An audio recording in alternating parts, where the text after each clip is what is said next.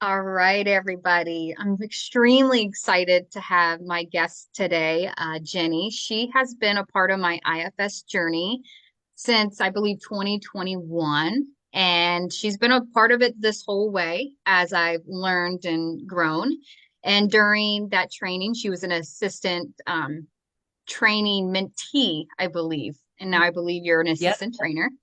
So I'll yep. let Jenny do her introduction of herself. And I have so many parts, extremely grateful to get to share this space with Jenny. So Jenny, over to you.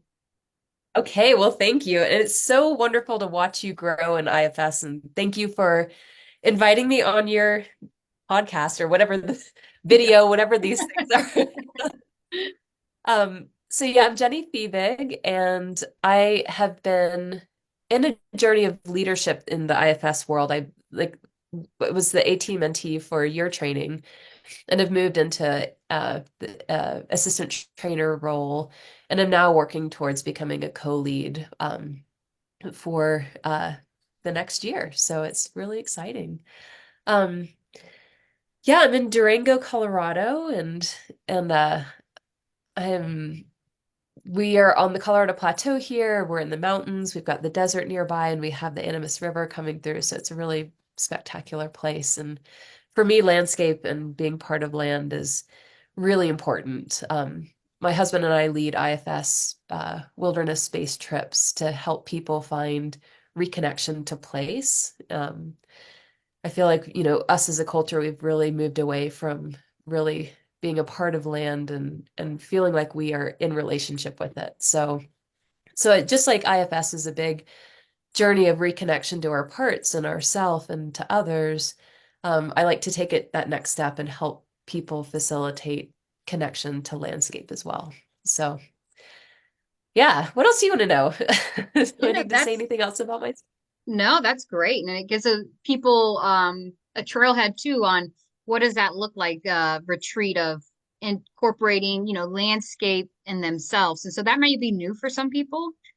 And if they are curious about it, I don't know if you want to do it right now or towards the end, as far as how can they either reach out to you or to other places that do something similar on if that really landed for them of, oh, I'd like to slow down and do landscape and connect with myself.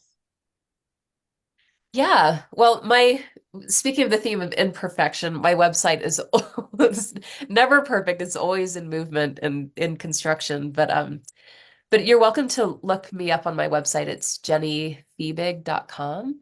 You can see my name on my Zoom box there. Um, and I mean, I think there are other people doing work like this, and you're welcome to reach out to me, and I can give you names of other folks. But yeah, my hope is that this grows because we need more people reconnecting the landscape. Yes, I agree with that. And I'll actually put your website when I post this so it's easier for people just to click on, just so there's ease of connecting with you if they want to connect Great. on that. And I know for today, you actually have a very different topic in mind. So if you want to just go ahead and shift into that and just start to explore some of that and help people with the language around it first. Yeah, definitely. So I have been on this journey of understanding emotional or childhood emotional neglect. And I'll say I identify as a person who experienced childhood neglect, and I'm going to talk a little bit about what that looks like and what it is. Um, but my journey in getting curious about it was that it's like, okay, I had a good childhood, everything was fine, for the most part. You know, we were pretty feral children. Um, but I found that I had a lot of fear in terms of connection. And I was that person who never wanted to go to therapy because when I sat down in the therapy office, I completely went blank. And I had all these questions coming to me. How do you feel? What's happening in your body? And I would completely blank out and feel like a total idiot. And it's like, see, this doesn't work for me. And and I have found that I get a lot of clients that experience that same kind of dissociation, that blanking out, that not knowing. Um, and so it's really helped me on this this journey of like, how do you work with folks that are more withdrawn, that are more dissociated, and that have the I don't knows come up that many of us therapists are like, oh, I hate that answer. I don't know. I don't know. I don't know. And so I'm not saying that all people who dissociate or who use I don't know or are disconnected from their body are, are folks that have experienced childhood emotional neglect. But I think that it could be a possibility that these folks are a product of that from their childhood. So so I just wanted to talk a little bit about what it is, and then maybe how we can work with that both in the therapy room and how that also might show up for us in our daily lives. So how does that sound for you so far? Yeah, it sounds great. And I really want people to hear that going blank and saying, I don't know, it's actually a brilliant strategy because it's going to guarantee your safety in some sense. Because I don't know will end the conversation so quickly and then it's done. Because if someone's I don't know and they're not gonna answer. They're just gonna keep saying, I don't know. I don't know. And so I just wanted to name just how brilliant this strategy is and that we know that it is connected. It's deeply rooted to something else. There's going to be some time traveling, so to speak, when you go into your memories and start to, pull on the string of where's this coming from? Do I have that right? Ab- Absolutely. Absolutely. Yeah. And you're right. I mean, I use it with my husband all the time. He's like, if we're in the middle of a fight, I'm like, I don't know. It That's ends it. right. It does end it. It's great. It is. It's highly effective. Graduates it. Yeah. Yeah. So, but no, I agree with you. It is a brilliant strategy, and in these parts, like it stumps us therapists, right? Like we kind of get caught, and it prevents us from really deepening with our clients and really getting into the vulnerability. Mhm. Um, so we can talk about strategies of how to work with that in a little bit. Yeah. But would it be okay to maybe kind of start with what this is, Sure. what emotional childhood neglect is? So there are a couple authors that are writing about this, and I was trying to find the name of this one. Um, uh, I'll get to it in a minute. I don't have her name written right now, but I think that I think where to start with this is, for those of us that are therapists or healers, or I'm not saying that therapists are the only healers. There's so many different types of healers. We ask people that we're working with, what was your childhood like? And, tell me about your history. And a lot of times I'll get, oh, my childhood's fine. I don't need to focus on that. We don't need to go there. And I wasn't abused. So one article, and I'll give you the names of these articles that you can post too. They talk about emotional neglect. It tends to be the inaction versus the action from your parents. And um that abuse is uh emotional, physical, whatever the abuse is, it tends to be an action upon.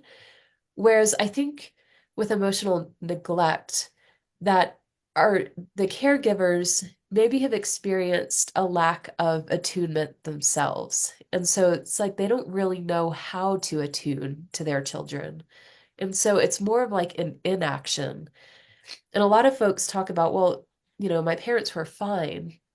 Like they fed me, they gave me, enough, but I felt alone. I didn't feel like my experiences were understood.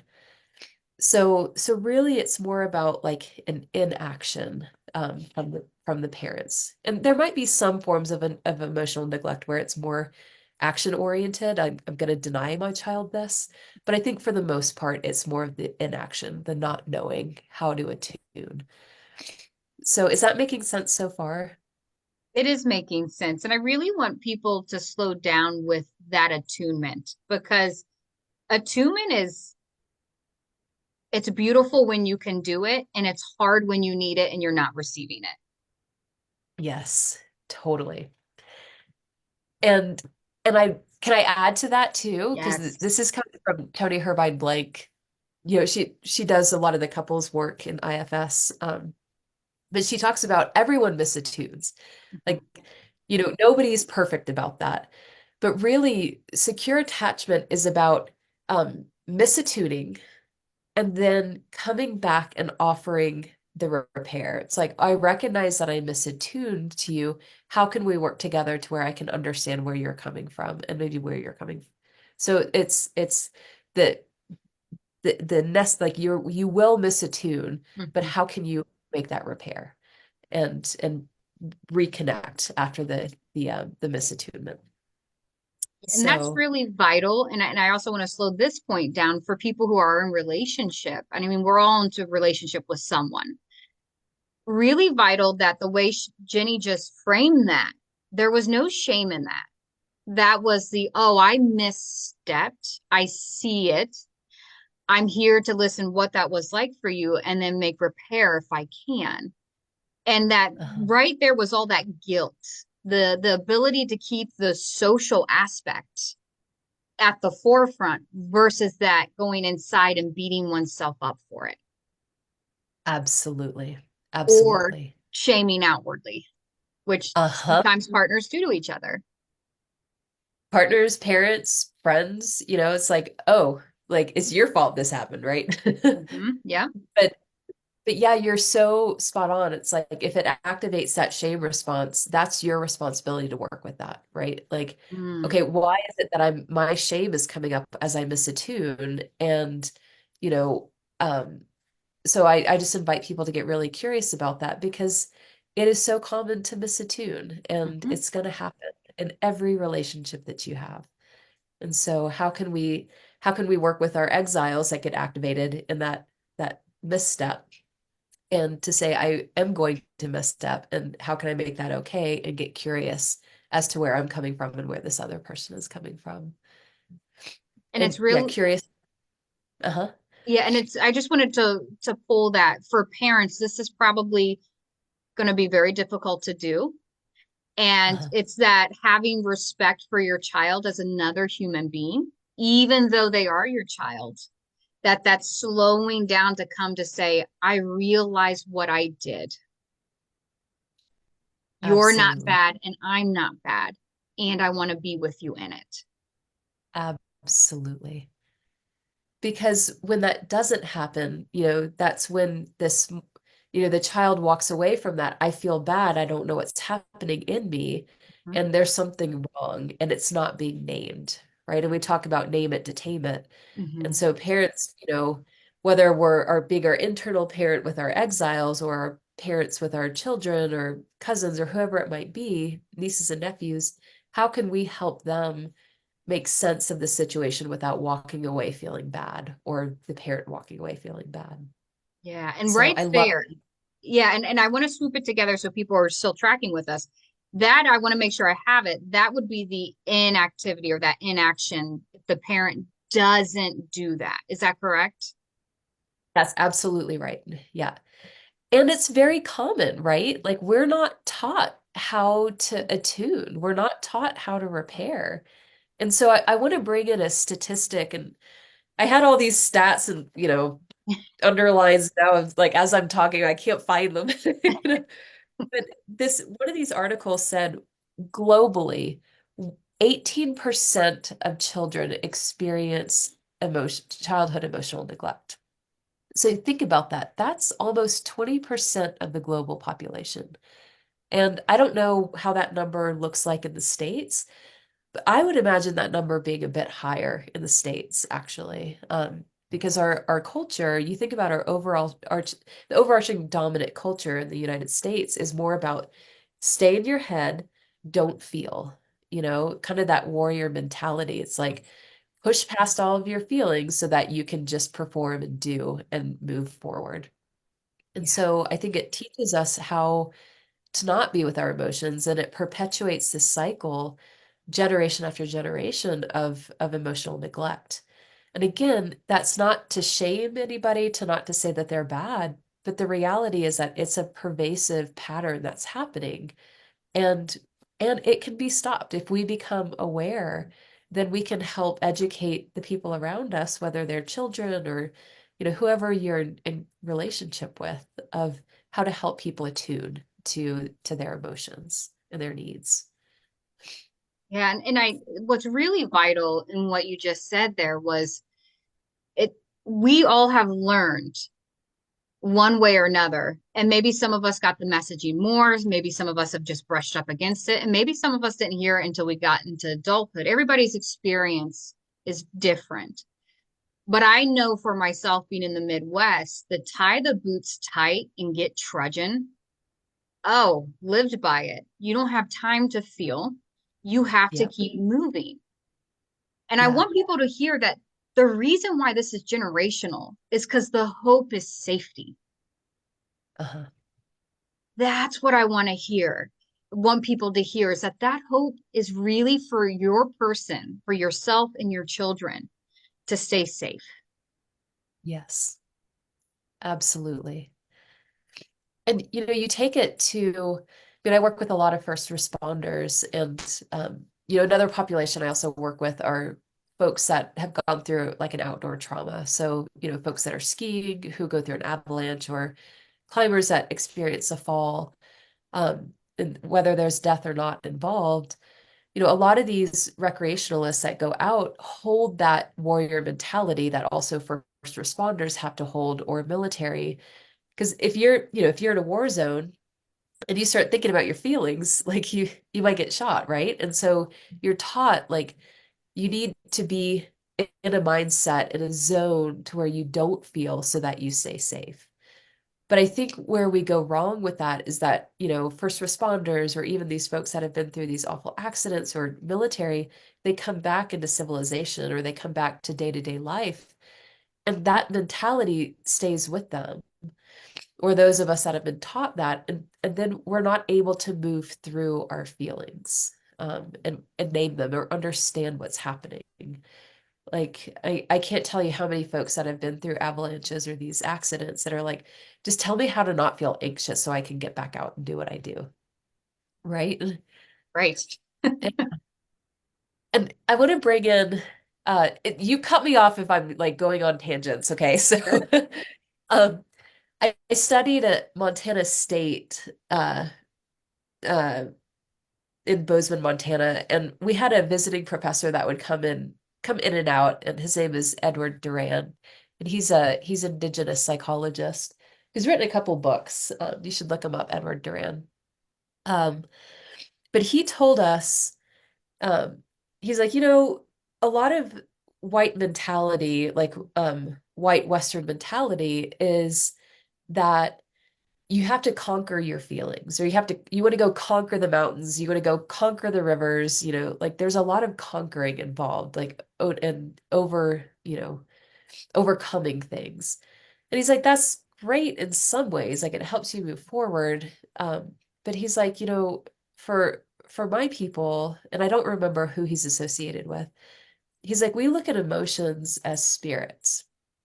And the goal of the emotion is to come into your body and to move through your whole body, and then to eventually leave.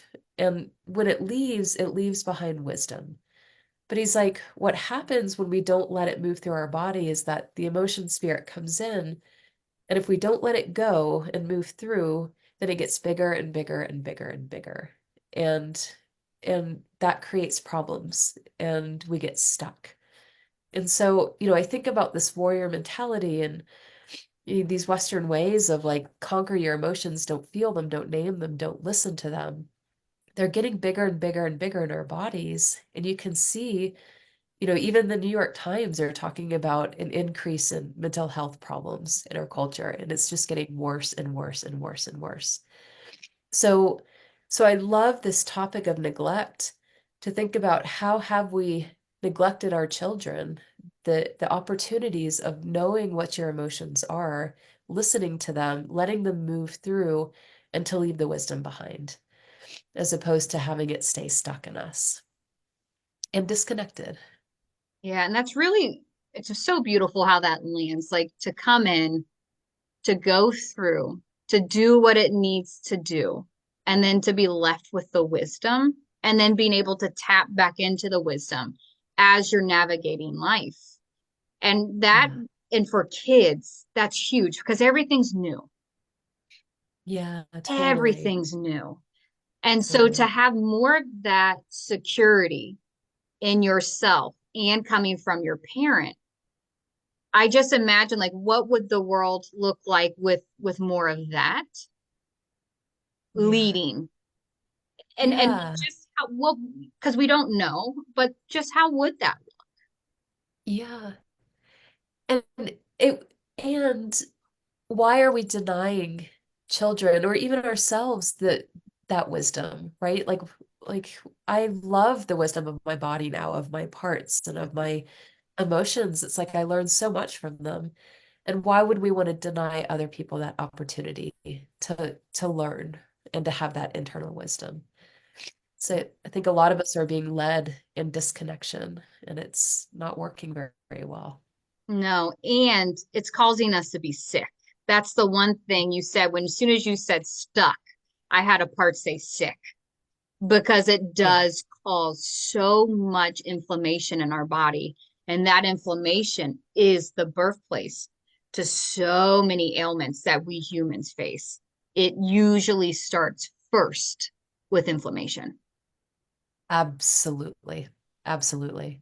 And I want You people know, to hear that correlation between them. Because if these emotions are getting stuck and then they're getting bigger, well, uh-huh, how's our body responding to this new, I mean, I don't know what to call it, element, this new feeling, but as these parts get bigger and stuck, our bodies are going to try to react to get balanced back to it, back to normal. absolutely.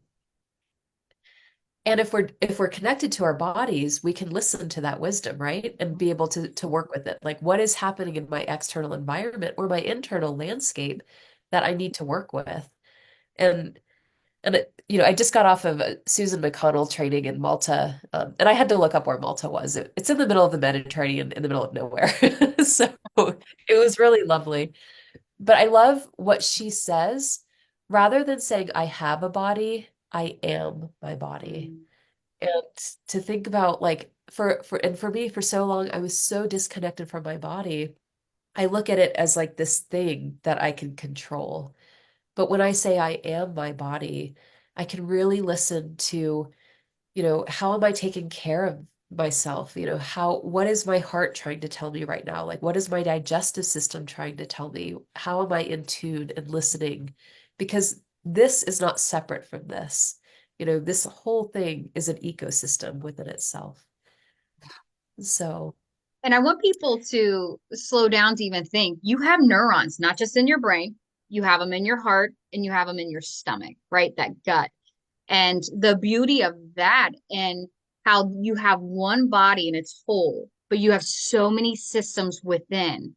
And when you start to block certain systems and you get out of that integrative state, that's where a lot of things are going to start going off the rails, so to speak.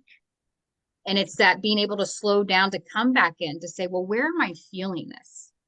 And like you were saying with anxiety, people don't, when you're in anxiety, the last thing you want to do is go closer to it.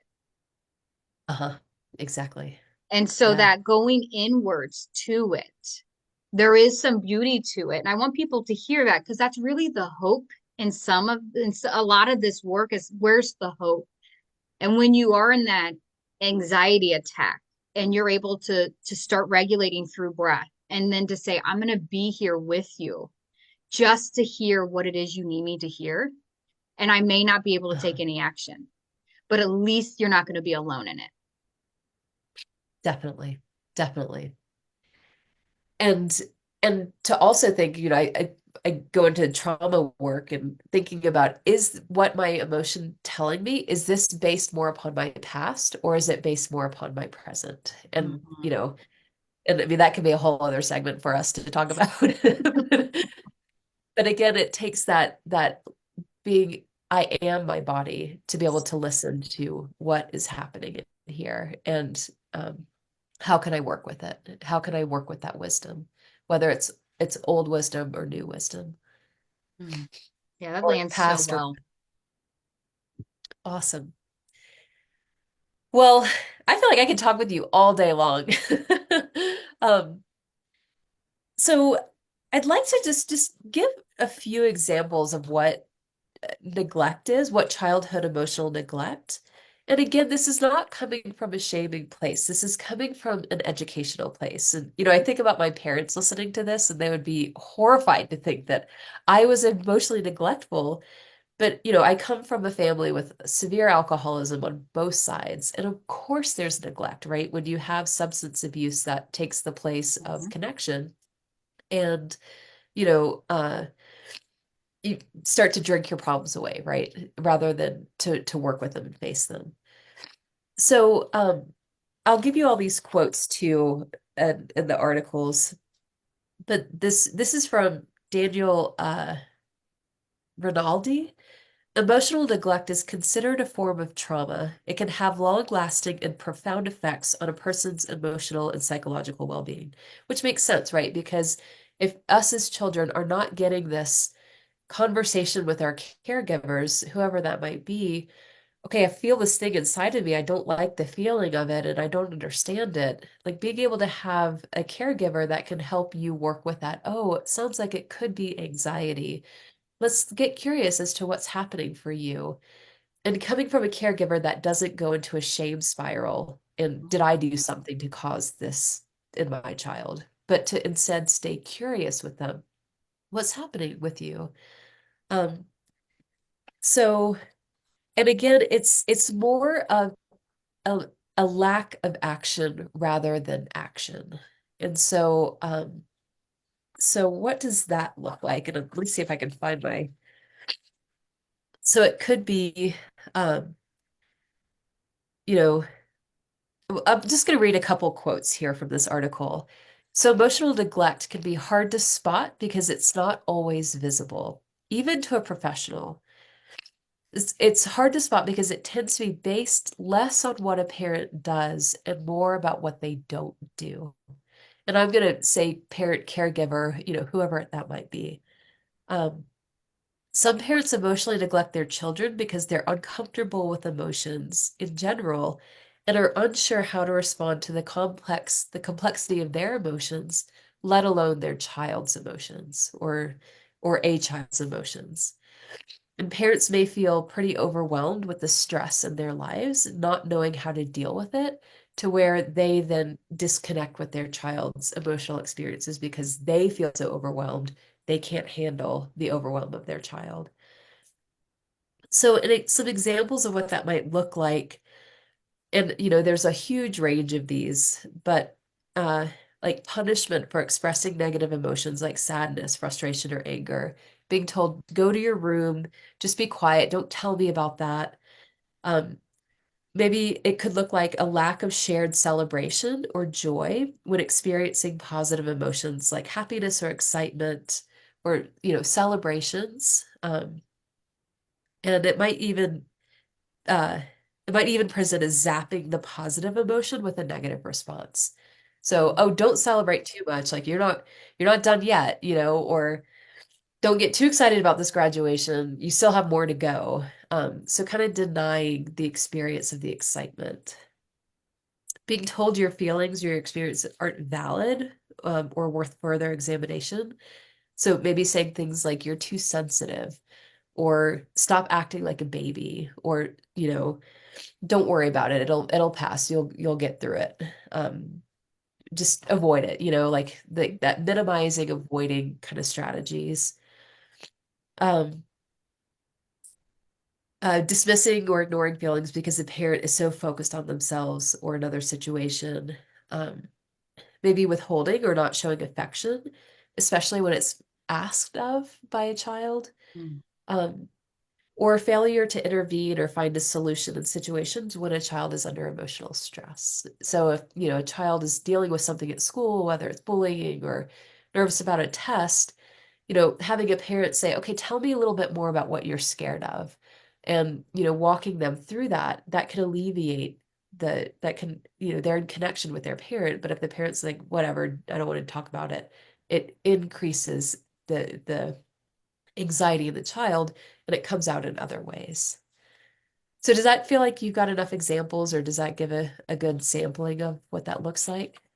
it does, and I'm also curious for people who maybe are listening to this and they're like, listen, how can I am, you know, just riddled with anxiety to the moon, and my child who's 8 is starting to show anxiety. How can I help them while I feel like I can't even help myself? How can I dig them out of the anxiety hole if I myself haven't yet to find that ladder? Yeah. It's a really good question because I think a lot of parents, we have so many people with external constraints right now, financially, socially. I mean, so many constraints. And if a parent hasn't been taught how to deal with their own Mhm. emotions, how are they going to help their child? So I guess I look at it like, I we have the example like get the oxygen mask on you before you can do the child. But if you don't even know how to put the oxygen mask on, like how are you going to deal? So I guess my thought to that is to show your child you're willing to get curious about it. To say, I have anxiety too, and I don't have the answers for you yet because I need to get curious about my own anxiety. And for me, I think it shows up for me in this way, and this way, and this way in my body. And I'm wondering, how does it show up for you? So not using your child as a therapist by any means, but Yeah. but showing your child that you're willing to get curious about your own emotions rather than that I don't know, right? Because the I don't know stops the conversation, disconnects, right? Whereas curiosity is like, I don't have an answer for you yet. I'm curious about my own, which makes me curious about yours. And maybe I can come back to you once I have a little bit more information about my own system. So I think kind of what I'm curious what your thoughts are about that too. Yeah, so and two, I want people to know there's actually lots of different workshops that you could probably do with yourself and your child regarding like, the sand tray, or going to a workshop that involves art, and even if it's just pottery, and hey, are you anxious about this? I'm a little anxious. I really want my piece to be beautiful. Oh, you do too. What are you hoping for? This is what I'm hoping for. And almost breaking it down, and having that play, being in between them for that's a connection point of a shared experience where you're both going to slow down and get curious about what's happening right now in this moment. And that Yeah. ability to, a lot of us have art trauma. Like so many of us get through school because you thought you did that A+ work and then you got a C on it, right? And it's just, that's so hard.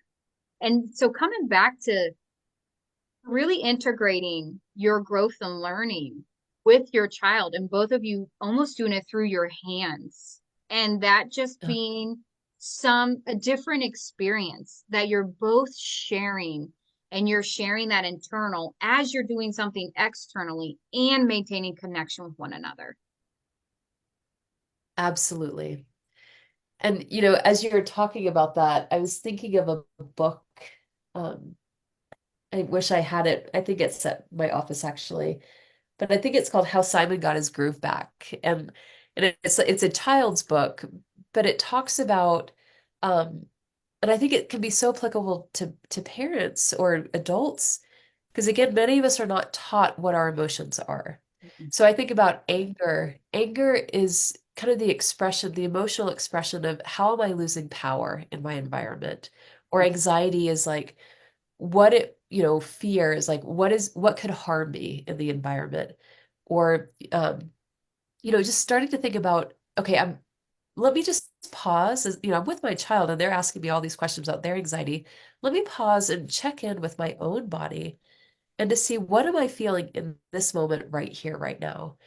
And maybe you're disconnected from your body and that might be hard enough for you to do, but maybe to get curious, do I feel calm or not? So it's just starting with simple, do I feel in connection or do I feel disconnected? Do I feel calm? Do I not feel calm? And so starting to ask yourself really simple questions. And if you're starting to identify, oh, I feel angry and anxious, where do you feel that anger in your body? Where do you feel the anxiety in your body? Then maybe start to get curious, what is it hoping for? What does the anger hope me to know? What is the fear hope for me to know? So I'll find that book too. And there's a great list of emotions and what the kind of primary hope, like cross cultures of these different emotions, like Neat. anger, anxiety, fear. Yeah, I'll get Yeah, that to that's you too. cool. Thank you. That's really neat. And I also want to say it's the being with your child while being with yourself and maintaining that like relational softness. And this is something I would say, even in with your adult partner, it's something you probably most of us still crave. It's just that relational softness to get to be imperfect, to step in it, Uh, and to know that that's not going to impact how much you love us, right? That lovability. Because totally. for children, they really see the world through two lenses, and it's am I lovable and am I safe?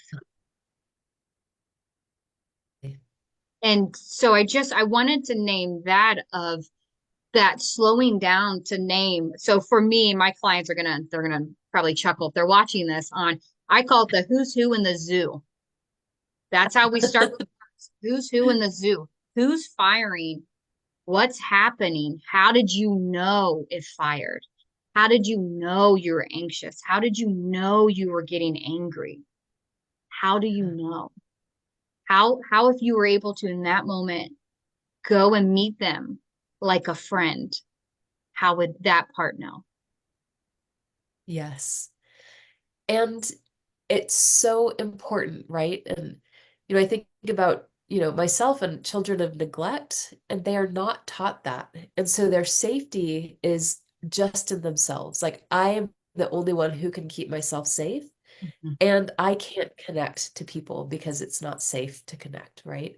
mhm, And so a lot of children of neglect have so much space. They have big walls, you know, lots of disconnection between them and other people. And, you think about a child having to navigate an adult world by themselves, like not having an adult be able to help them understand what all these different emotions are. They're just going to dissociate mhm, and play roles that keep them safe. So that might look like the caretaker, the pleaser. I'll deny my own needs in order to take care of what you need. Or, I'll say what I think you need to hear in order to appease you. And I don't know what to do with this here, so I'll just dissociate and shut it down in order mhm. to stay safe. Yeah, and that's So, huge what you just said there. The I'm going to uh, go outwards in the hopes of keeping myself safe, and I don't know what to do with what it is I'm feeling. exactly, exactly. And it takes me back to like me going to therapy in the very beginning. I'm like, I don't even know what to do here. Like this is so intimidating and so scary to be asked about me because I'm so focused on other people. But I want to give a visual. I was having a conversation with a colleague, an IFS colleague in Australia. Her name is Claire Hill. And she said something that I thought was so brilliant around emotional neglect. And she got it from somewhere else, and I can't remember where she got it. But she's like, okay, imagine a child that has like helicopter parents. And, the parents are so close in their space, they they want freedom, right? These children push back against that to try to get the space. Mhm, And so their boundaries are tight. Whereas you think about a child with emotional neglect, and there is so much space around them. And you think about, a child like on the savannah, even alone, and not having any kind of direction from parents around how they feel or how to navigate, when a lion comes, this is what you need to do. Like, think about how terrifying it would be to have to navigate this space all by yourself with no information. And so children of neglect tend to have a lot of space and a lot of fear within that space. But as soon as somebody comes in, that increases the fear because it's like, I don't know what to do with this person. I don't know how to connect. And I need to get away because that's the only way I know how to stay safe. But it's also scary being by myself. And so they're in this bind of like so much space around them. They need that space, but that space is also very scary. Is that making any sense at all, what it I'm saying? does. And my heart just aches for them because I think of how much anxiety does that body have on Oh, what do I do with all this space? And then, oh my gosh, here comes somebody. What do I do with them? yeah, And so absolutely. just that has to be painful. Yeah. And that's where it's like, thank goodness for dissociation, Yes.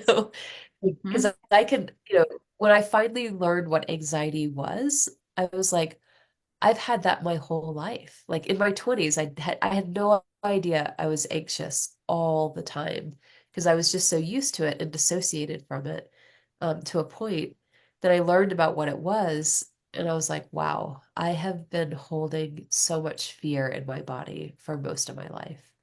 And um, I just really want to honor that fear and just that need for space. You talk about attachment, and there's like this, I mean, it's kind of like this disorganized avoidant.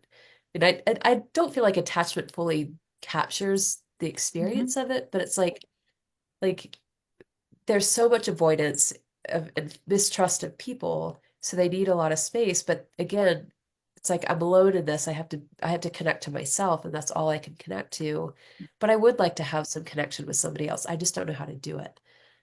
So there's just so much confusion in that attachment realm. And I want people to hear So, because this is really important on you could be married to this person or in a relationship with this person. You're also going to see some of this show up in the workplace. oh yeah, Right. definitely. And so for the people who maybe they listen to this and it starts going, whether it's for themselves or for a loved one or for someone at work, do you have any tools or anything that you can kind of lead them or hey, here's some trailheads for you all if you want to pursue this or get curious about this more? Yeah. So, I'm going to start with a couple qualities, and then I'm going to start in the therapy room because that's what I'm most familiar with, and Hmm. then go outside. But a couple, so how does emotional neglect in childhood show up in adulthood? What does that look like? And some of the biggest ones are difficulty expressing and processing emotions. So you think about a couple, and there tends to be a pursuer in the couple and a withdrawer in the couple. And I think generally, and I don't want to say there's no black and white here. Yep. Generally withdrawers are probably more in that category of emotional neglect. I don't know how to state my needs, I don't know how to connect, so I'm just going to move away. And then their pursuer chases them, right? They're like, I don't know what to do with this. Um, but yeah, so we have difficulty expressing, processing, even knowing our emotions and our needs. And I have to say in therapy, the one question that I hated the most, what do you need right now? And my part's to be like, what? I don't have, what do you even mean? Like, I don't even know how to answer that question. So we'll get to that in just a moment.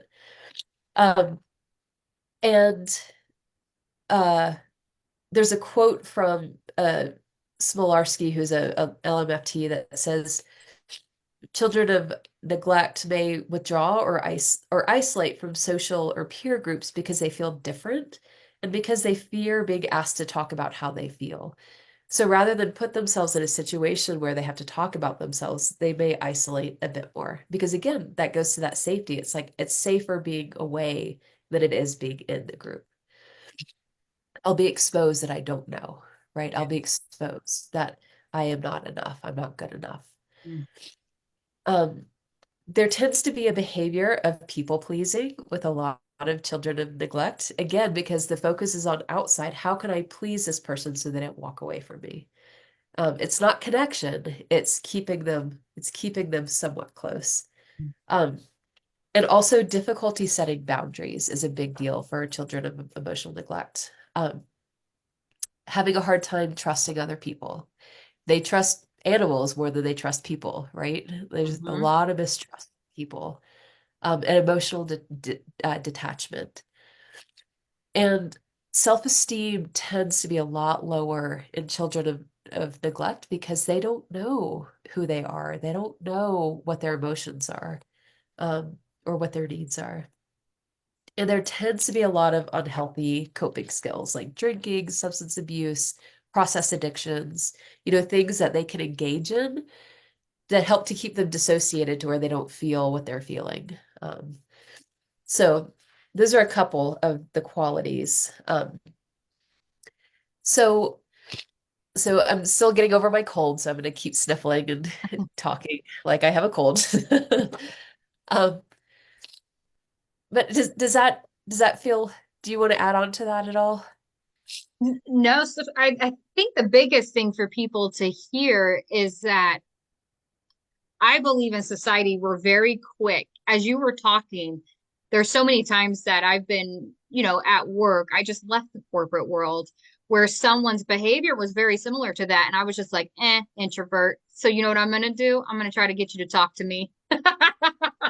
Because we Yeah, for need the sure. talents of the introverts. And so I very much understood that working on problem solving and we really need everyone's brain to just look at this because you can see around corners that I can't.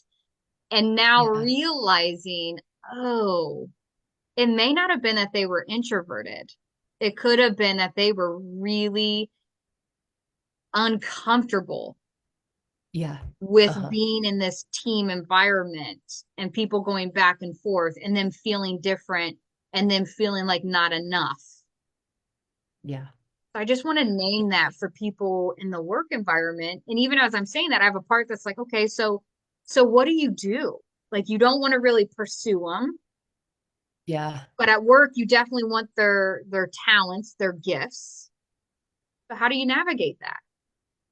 Yeah, and it's a really hard question because it comes to like there's some responsibility on them and some Mhm, responsibility on you. It's like, but really, I think for me, being more introverted and I think again my neglect informed my introversion. And so I think the introvert extrovert umbrellas really incorporate a lot of different diagnoses and like a lot of different things. And so I think for me as an introvert, if I was pursued, like I would just get, even as a therapist pursues me, it's like, tell me what you feel, tell me what you feel. I would just shut down and I, and in that shutdown, it's not that I feel like the other person's bad, but it's like, I'm bad because I'm shutting down. Why am I shutting down? What's wrong with me? Why can't I just sit here and stay and like talk like all these other people can talk? Um, so I had to do my own journey into how to show up. And but I guess as like if you are more of that pursuer, like, hey, I want to bring this person forward, first ask yourself, who in me wants to bring this person forward? Like, what happens for me if this person doesn't come forward?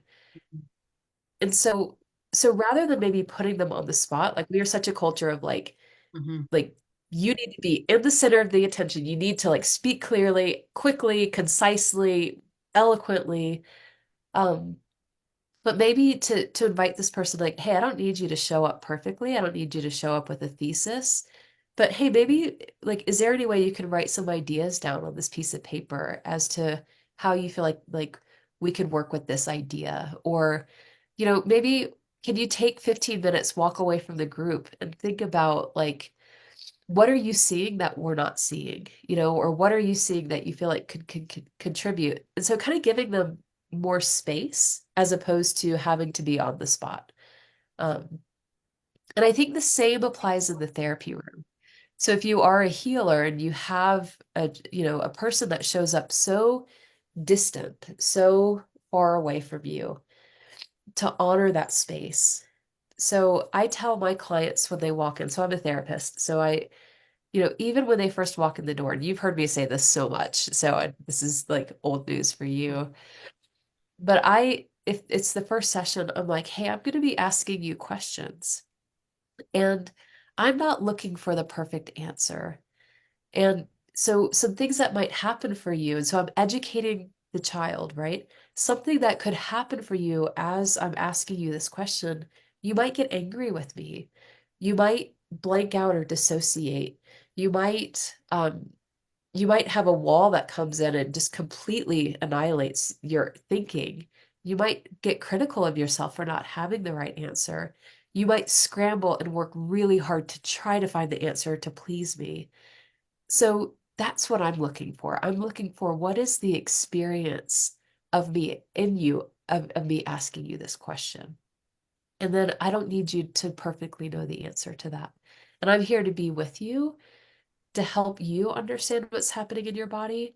And I'm going to be right here with you every step of the way. And so I'm really working first with the mistrust. So I want to decrease the mistrust rather than expect trust with a person like this. Um, so I'm honoring the space. If you need to sit in the corner of that room, you go sit in the corner of that room, and I will sit as far away as you want me to. If you want to sit behind me, like I can talk to the wall and like so I'm really working with the mistrust of their system. And I really want to name for people. One, like my nervous system just loved all of that. It was like, it instantly just went, yes. So that to me that lands so well. And I've told you this before, your voice is such a gift because it lands so well as you're saying that. It's like I'm on a canoe with you, just slowly paddling, which feels safe. And my guess is, and I want people to really hear this, Jenny didn't force. Jenny educated while giving a choice. You Uh, kept giving many choices. And what a gift that is for someone. Even if someone's trying to be curious, is your curiosity giving the person a choice? yeah, Because if it isn't, it's going to add more than likely to the mistrust. absolutely. I need this from you, right? Like if Mhm. I need my client to change, if I need the person that I'm talking to be different, then I am not in relationship with them. I'm over them, right? Mhm. And they're gonna push away from me. Yep. And and I think where I'm gonna add this too to what you're speaking about. I think in IFS, we're taught as IFS healers, we're taught ask very open-ended questions. Mhm. But you think about if you ask a 5-year-old so many open-ended questions, tell me about the experience of your body, they're going to be like, what? And and if you're working with a person who has no idea what emotions are, I'm trying to offer different variety of choices for them. Okay, so as I'm with you right now, you said you have this feeling in your body. I wonder if that feeling is more happiness, is more fear, is more anger, is more I'm giving them kind of a buffet option. They're Mhm. probably not going to say happiness, but I want to put that on the table just so they can say, no, it's not happy. I may not know the rest of it, but I know it's not happy. And so I think that, and again, you think about that child with so much space, like they haven't been educated. And if you ask open-ended questions, it's only going to make that space bigger, and they're going to shut down with, I don't know. But if you could say, I wonder if pick an option here and let's go with it and let's get curious about it. So, Yeah. So powerful. And I loved the phrase, and I wrote it down that as I'm with you right now, and then giving them that buffet of option of emotions of how that would feel to a child that doesn't know, that can't make meaning of their internal experience. And I want people to hear this before we end for today, that children, when they don't have words, they act out. yeah. So when you're with, whether it's your child or your partner, all of a sudden is acting out, it's more than likely because they don't have words for what's Uh, happening inside. And that might be the moment to take your own deep breaths and to slow it down to say, "Oh, we're really in it right now." yeah, And then absolutely. giving them that choice, if it's at that partner, the choice of, do you want me with you right now? Or do you need time to process this alone and us come back together? Yeah, That choice right definitely. there, my guess is, would add more trust for the person than mistrust of, I'm bad, I need to be alone. Exactly. Exactly. And Yeah. it kind of takes away that pressure. I need you to be a certain way in order for me to be okay, right? As the Yes. person pursuing. Mhm. Yeah. Yeah. And that's Yeah. huge. I'm going to have my experience of this while you're having your own experience. Exactly. And Exactly. neither of us are bad for how we're having our experience. Yeah. Yeah. So we have about five And minutes left. We actually went way over, which this is a huge topic. So I'm just gonna, how would you like to, what would you like people to really lead with? you know, um, and like specifically around, if you have friends that have experienced neglect or you might even be the product of neglect yourself. I mean, again, it's one in five people around the world have experienced this. So it's so prevalent.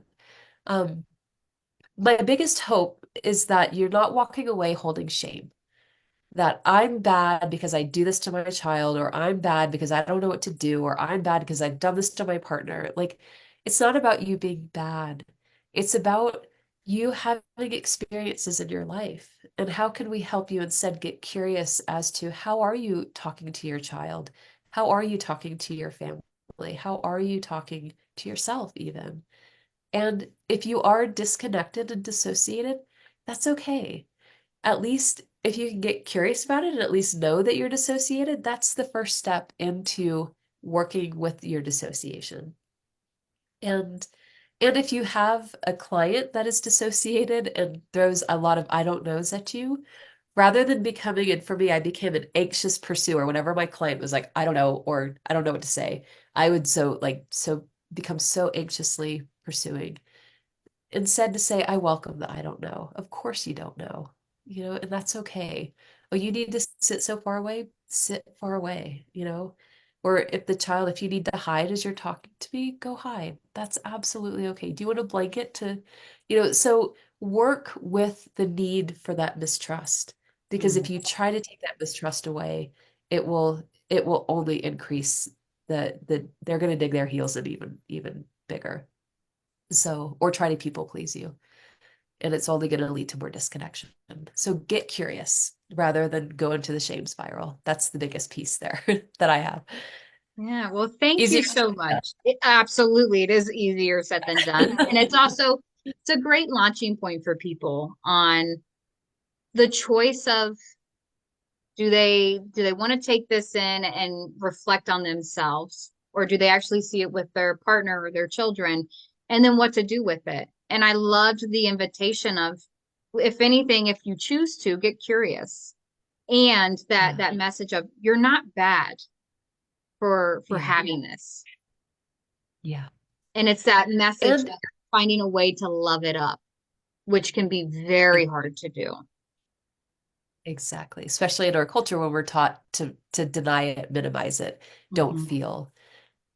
But I guess and I just want to offer one more piece before we end too. The hope and the change. Like, you don't have to stay dissociated or a child of neglect. Like, I have come out of it and I now know how to be in relationship with people and be okay in my own body. And I can feel my body. And I don't need as much space as I needed before. I don't hide anymore. So it is absolutely healable. And I still have times where I get shy and rather than shame myself for having them, it's like, of course it makes sense that I'm shy in this moment. So um, but if you get curious about it, there's ways to work with it to where you can overcome your experience of neglect, or you can help a client or somebody you're helping to heal overcome that. Mm. So Yeah, thank you. I appreciate that invitation at the end of, and all the hope.